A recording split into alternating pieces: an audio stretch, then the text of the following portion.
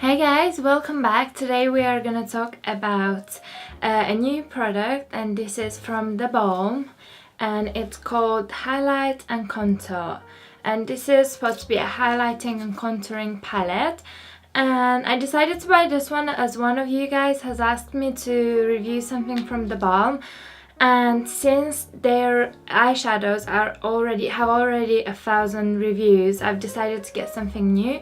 So I hope that you enjoyed this review, and please stay tuned. I am going to talk about product packaging, size, about specific individual colors, and I'm going to swatch them all for you. I'm going to talk about the formula and the diversity in this palette, and if you are interested, please keep on watching. I am gonna apologize for the sun because sometimes it's on and off, so there's nothing I can do really. So the contouring palette comes in an extra sleeve on top. The palette is quite big, as you can see. When you open it, this is how it looks inside. And I'm telling you guys right now that the colors that you see, they look a bit lighter in the camera than in reality. In reality they're a bit dark, and I've watched some tutorials before about this palette, and to me they looked very light, these two.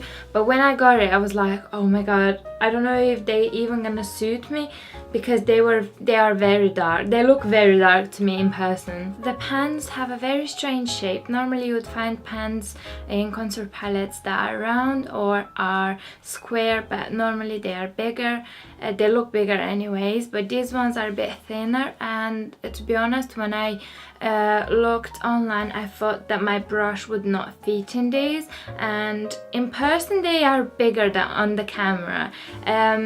Online they looked thinner, but in person they are fine. All my brushes fitted in them, so I can't complain about that. I think they're okay. Also, you get a mirror with this palette, and some people might like it because obviously it's wonderful for traveling and all that kind of stuff. Personally, I really like having a mirror in my palette. However, if it's a palette that is made out of cardboard, I think it's safer not to put a mirror, because if I throw this in my bag, I go traveling, chances are that this will break the mirror. So I don't know.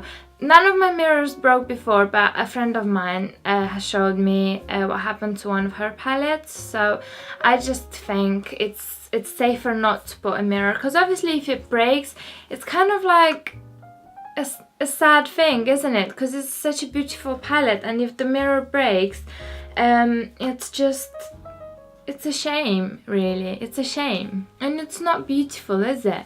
No. Now, although these pans look smaller, in this palette you get 21.6 grams in total. This makes it 2.7 grams per pan, which is a really good deal, I think. Compared to other palettes that I use the Kat Von D Shade and Light palette, and this one, although it looks like it's got more product in it, in total this one has 20.4 grams. But when you look at them side by side, you would think that the Kat Von D one has more product in it, just because the pans are bigger, but it doesn't. Another thing that I want to talk about is the fact that it's white, the cardboard is white, and it can get stained really easily. I expect this side of the palette to get dirty very quickly. Yeah, I think that's not really good.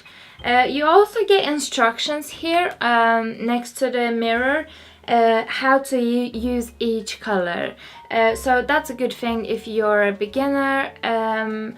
But I'm gonna talk about every single color, and I'm gonna tell you what you could possibly use it for. So you don't even need the instruction, do you?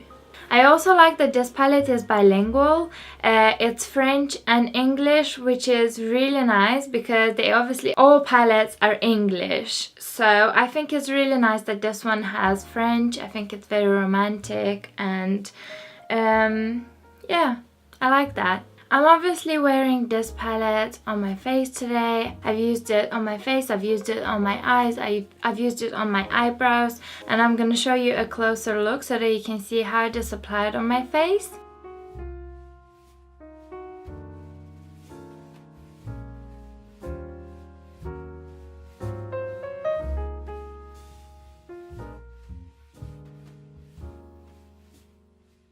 So now let's get into the colors, and the first color, it's called 64 Hertz, and this is the shimmery highlight in this palette. I love this color. It's very similar to the Merry Luminizer but a bit less intense. For me personally, I don't use highlighters as intense as Merry Luminizers. My highlighters are all very settled down and have a very sheer sheen, like a natural kind of sheen, and this one, it's exactly what I'm looking for, but if you want something more intense, this highlight will not be for you because it's very, very natural, and you can see it on my cheek today. It's like it's not even there, but it's there, and I think that's the best you can get with makeup. If it looks like it's not there, but it's there and it's giving you a natural beauty, that's the whole purpose of the makeup. I don't have anything against something more intense, but this is what I normally go for, and I'm very pleased with this one. I will tell you though that the formula on this one is the same as the Merry Luminizer one, and I think only 2 ingredients are swapped with places in the formula, so it's quite similar, but as I said, it's not as intense as Merry Luminizer, but it's beautiful, and I'll show you a swatch. I would say that the closest highlighter that I have that is similar to this one, it's the one that I have reviewed a while ago, and it's from Primark, and it's in the contour and highlight palette, and I'm gonna swatch it next to it so that you can see how they look. So this one is the Primark one, and this one is the one from the palette. The second color in this palette is called 125 Hertz. This one is a pinker highlighter, and I'll show you the swatch next to the first one. So this is the second color. It's very nice that they decided to put 2 highlighters because you can never have too many highlighters. That's my opinion. I go bananas about highlighters, and yeah, this one is really pretty as well. Third color, it's called 250 Hertz, and this one would be a setting powder. You can use this one to set your foundation, but I think it's a bit too peach for that. If you are of a very light skin tone, I think you could pull this out as a blush as well. Yeah, I don't know, and I'm gonna show you the swatch for this one. So this is how this looks. The fourth color in this palette is called 500 Hertz, and this one, it's the banana powder that we all use to set our concealer with.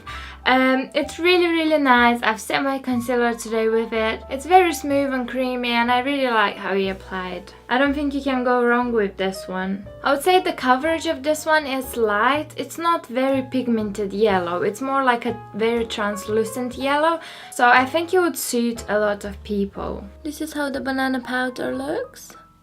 See, like, I just said that it's gonna get dirty, and it's already dirty, and this is quite new. The next color in this palette, it's called 20 Decibels, and this one, it is a contour and bronzing powder. You can use this for both. It's really useful when they are the same color, because you don't have to go again with the contour and then the bronzer. It's a very beautiful color. It's neither too bronzy or too grey, so I think it's really, really good. I'll show you how this looks on my face.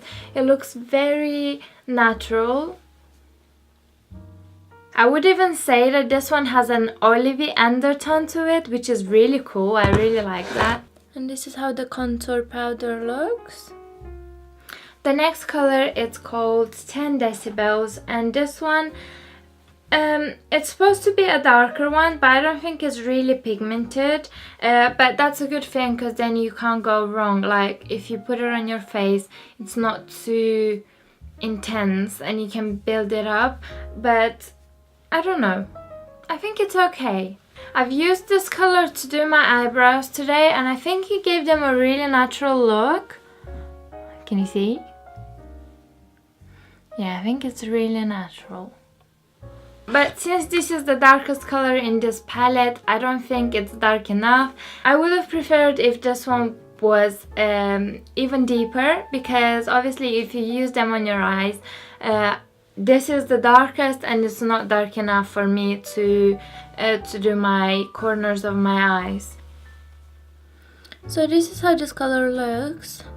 So in the pan it looks like it's darker than this one, but when I swatch it, it's not darker, it's a different undertone rather than being darker. This one is more of a warm color, and this one it's a cooler one, but it's not darker, even though it looks like that in the pan. And because of that, I think that this palette would not be a great choice for women who are a bit darker. If your skin is of this color, this palette would be useless to you. Honestly, you wouldn't be able to contour or do anything, which I think is so unfair. I think they should have included a darker one, a deeper one, and then the palette would have been really, really good and versatile.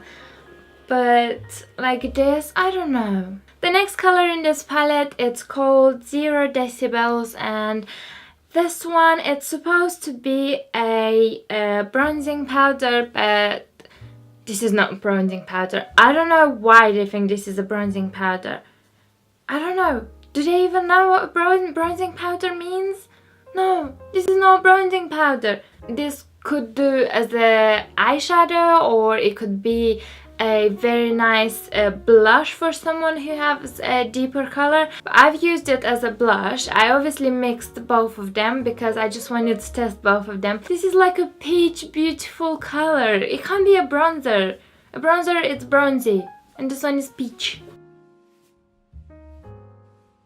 But even though it's not a bronzer, it's beautiful, and I'm really happy that they included it.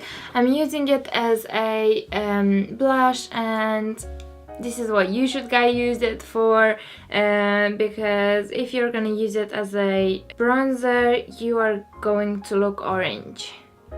But you don't want to look orange, do you? Nobody wants to look orange. It just happens sometimes, doesn't it? The next color is a beautiful blush. It's called 3 Decibels, and I will show you the swatch for it. It is rather intense, so be aware that you have to use just a tiny bit, or at least clean your brush before applying it, because it is intense. So if you don't want to look really, then clean your brush.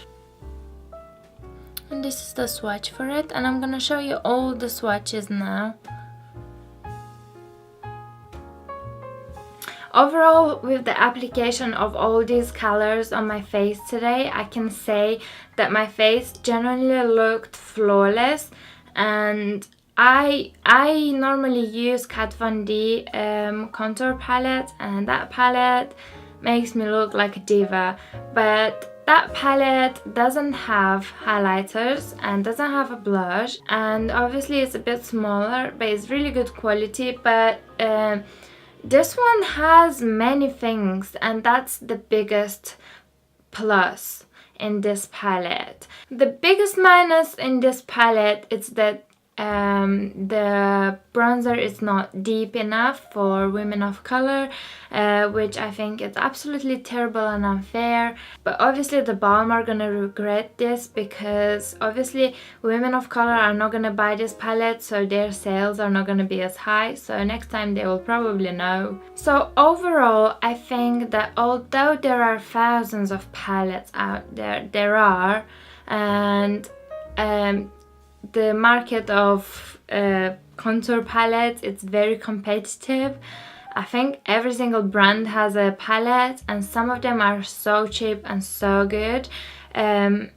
This one, I like it because it's got a lot of diversity, color wise, texture wise, and I think this is a good investment if you are just starting with makeup, or if you want to have something that you can take with you and include everything in it. I mean, with this palette you can easily do an eye look, complete eye look, not just one, you can do a few, and that's what I did today. The quality of the powders is really good. I found that they are very easy to blend.